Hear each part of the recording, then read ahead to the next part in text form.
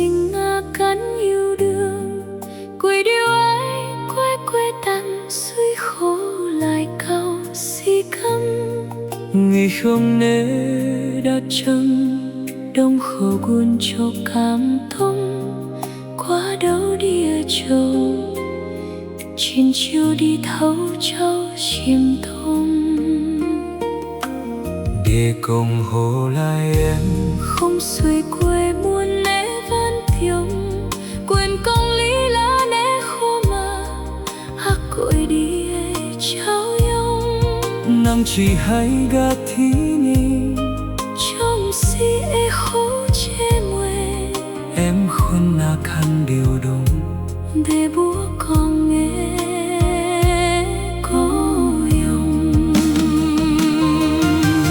buồn ơi khổ lắm quê lãng bi chỉ em nhớ gầy bó Hà Nội nhớ nhớ công phơ nhau từ nhớ nhớ kỷ niệm khi gắm chi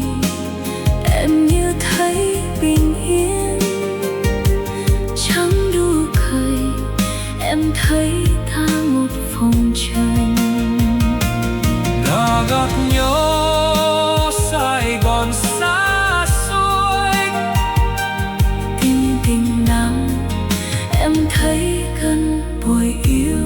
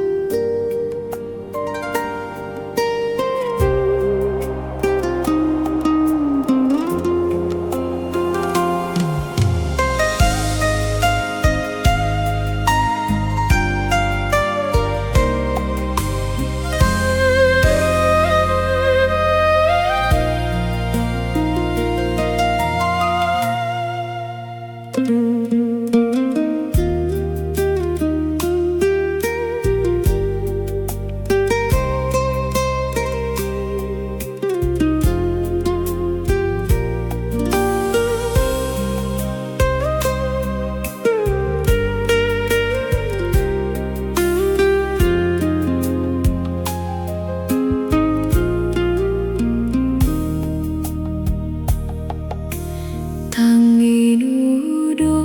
con nơi sinh cắn yêu đương quỳ điệu ấy quê quê thằng suy khổ lại cao si cắn y không nề đã trong đông khổ cuốn cho cảm thông qua đâu đi ở châu trên chiều đi thâu châu sim thông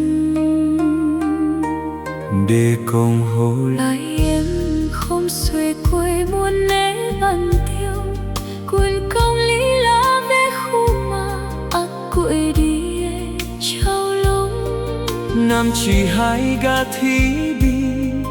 trong xe khô che mùe em khôn đã khăn đều đúng để bố con nghe có điều ngoài đêm buồn ơi quê lãng đi chỉ em nhớ gầy mô Hà Nội là những con phố nhỏ tình nhau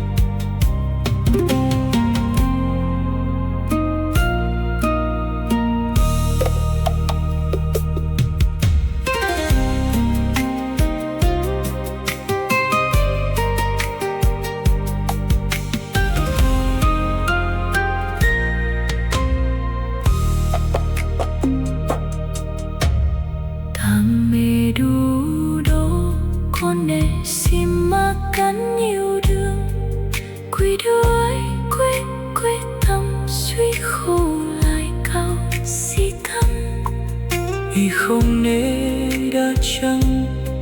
đồng khô con cho tháng đồng qua đeo nia trầu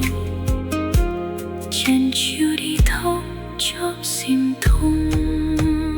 đi công hồ lại em không xuôi quê muốn né bằng piêu quên công lý là nè khô mà ăn quê đi em trao lông nam chi hay cả thí bình trong xe khô trẻ ngồi em khăn đã khăn đều đùng nè bố con em có chồng mười đêm mà nói quê lắm đi chị ơi em nhớ cây bông Hà Nội nàng nhớ công phu nhau tình nhớ những kỷ niệm khi đắn chị em yêu thấy bình yên trong đu cười em thấy ta một phòng chơi ta đạp nhau ô dài còn xa xôi tình tình tang em thấy ta một vùng chơi mỗi đêm mà nói quê lắm đi chị ơi em nhớ cây bông Hà Nội nàng nhớ công phu nhau tình nhớ những kỷ niệm chị ơi em nhớ cây bông Hà Nội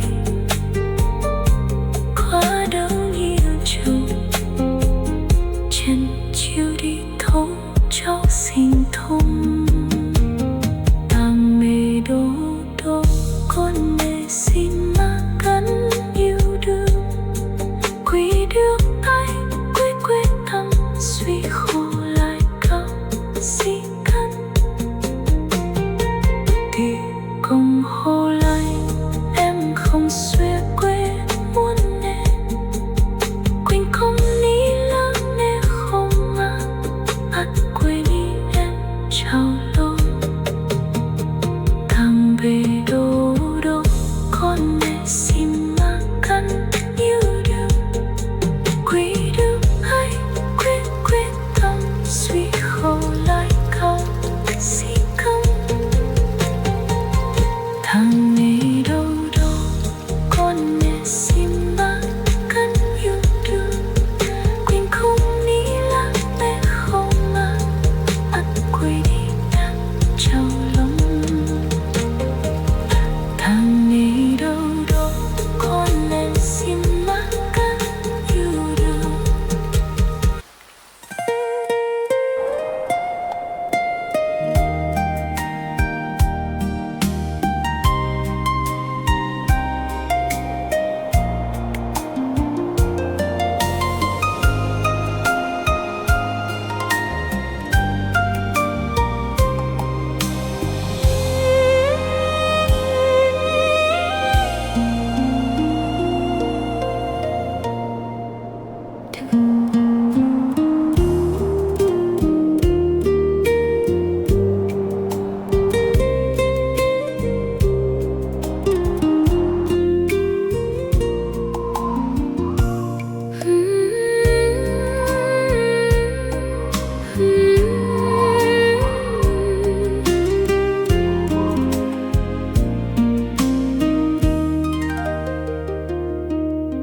lòng người đô đô con người xin mơ cắn nhau đưa quê đưa ấy quê quê tan suy khô lại cao xí cắm nghỉ ruộng nếu đã trong đông khô cuốn cho cảm động qua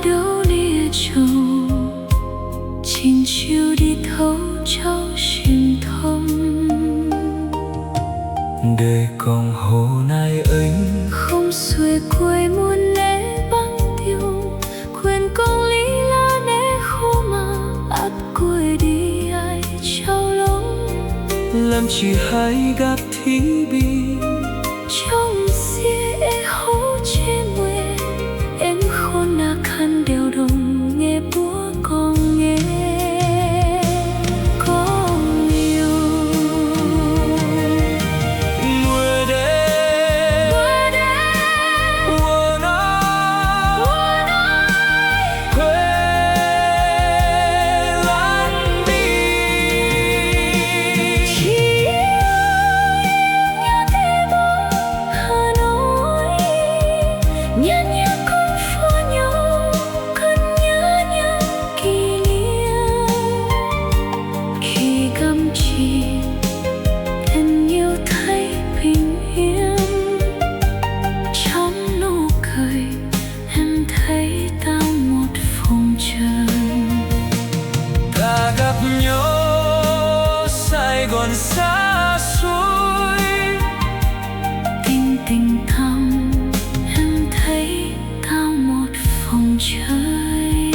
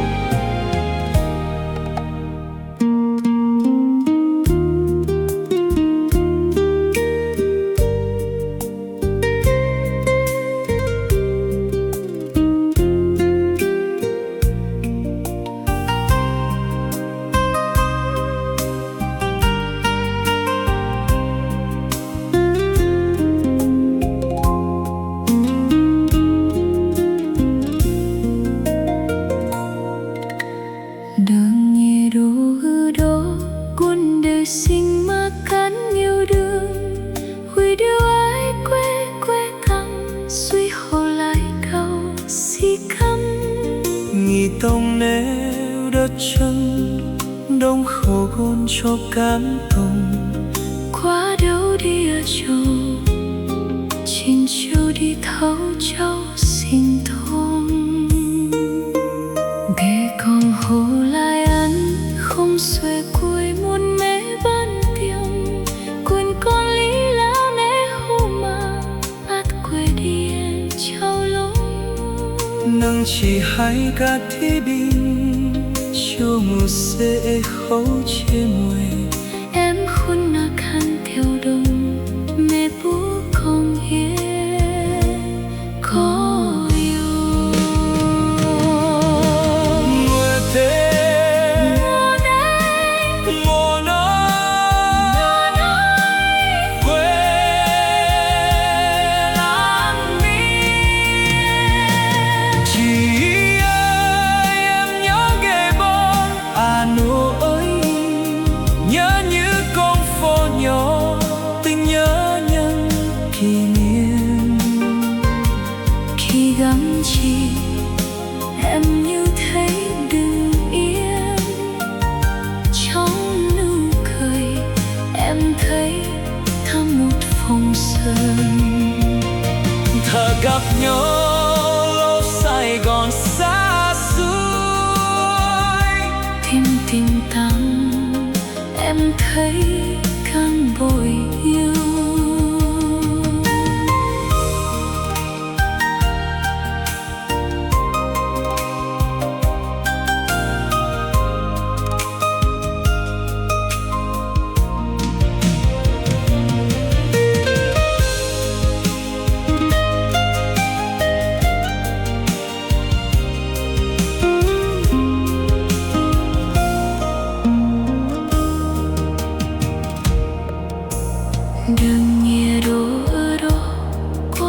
sinh mà khăn yêu đương